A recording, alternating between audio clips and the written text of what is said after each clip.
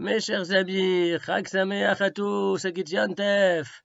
On a l'habitude de parler de Pessah à l'occasion de Pessah, de Shavuot à l'occasion de Shavuot, de Sukkot à l'occasion de Sukkot, mais en réalité, au moins de manière allusive, on parle de Pessah et de Shavuot et de Sukkot toute l'année, et même chaque jour de l'année, et même 3 fois par jour. En effet, dans la Hamida, vous avez cette Beracha où il est dit Ashivenu avinu le Toratecha. Fais-nous revenir au notre Père à ta Torah, Garvenu malkenu la avodatecha, et rapproche-nous au notre Roi de ton service, de ton travail, Vachazirenu bitshuva shelema lefanecha, et fais-nous revenir d'une teshuva entière et parfaite devant toi. Et à propos de cette bracha, le rabbi de Gour qui s'appelle le Lev Simcha expliquait qu'il y a ici une allusion, une évocation aux 3 fêtes de pèlerinage. Hashivenu avinu le Toratecha, fais-nous revenir au notre Père à ta Torah.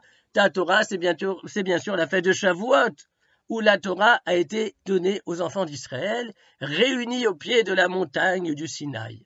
Vekarvenu malkenu la avodatecha, et rapproche-nous au notre Roi de ta avoda, de ton service. Le korban de Pessah est désigné par le texte biblique de avoda. C'est donc ici une allusion à Pessah. Hachem, aide-nous à accomplir l'injonction de Pessah. Alors, d'habitude c'est Pessah puis Shavuot, mais ici, dans la bracha, c'est d'abord Shavuot et ensuite Pessah, parce que la finalité de Pessah, c'était le don de la Torah. Les enfants d'Israël ont été libérés de l'esclavage de l'Égypte afin de pouvoir se rendre au pied de la montagne du Sinaï et recevoir la Torah. C'était cela l'objectif, le but, la finalité. Et enfin, Vachazirenu bitshuva shelema lefanecha, et fais-nous revenir d'une teshuva parfaite devant toi. C'est une allusion à la fête de Sukkot, car il est vrai que Rosh Hashanah et Yom Kippour, ce sont des jours de teshuva, mais c'est une teshuva qui est davantage marquée par le sceau de la yira, par le sceau de la crainte. D'ailleurs, on appelle bien ces jours-là Yamim Noraim, ces jours qui vont inspirer une crainte révérentielle à l'esprit.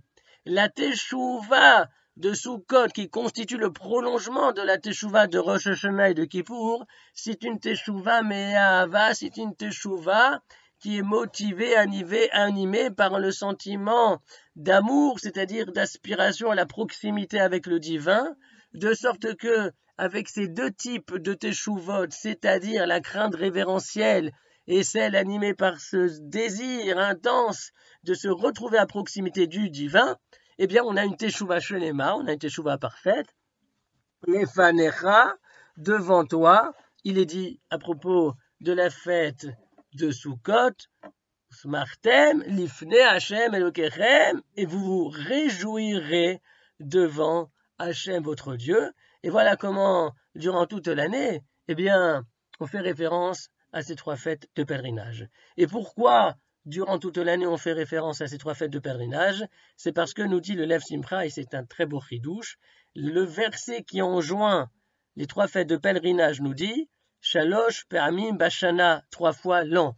Or, ce mot Bashana, l'an, est a priori superflu, puisque 3 fois, on sait, c'est Pessah, Shavuot, Sukkot, et dans une année, il y a ces 3 fêtes de pèlerinage. Pourquoi la Torah a-t-elle précisé Bashana 3 fois l'an? Alors, on comprend Bashana, c'est-à-dire pour l'année, pour se déployer toute l'année, avec toute l'année qui va passer, eh bien, il va falloir se rappeler de la signification de ces 3 célébrations, et de sorte à pouvoir se réjouir à chaque fois que l'on récite cette beracha de la Hamida.